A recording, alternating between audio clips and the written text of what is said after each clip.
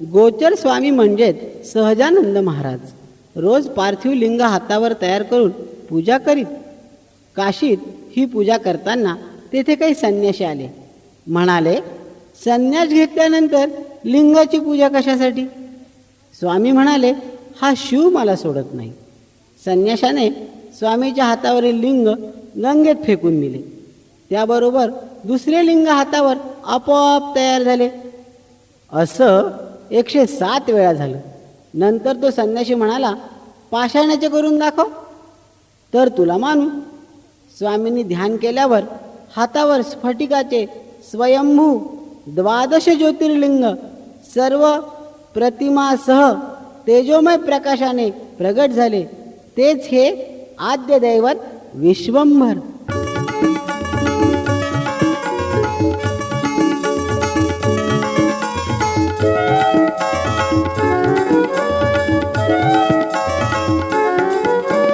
विश्वंभरा विश्वंभरा हर हर बोला विश्वंभरा.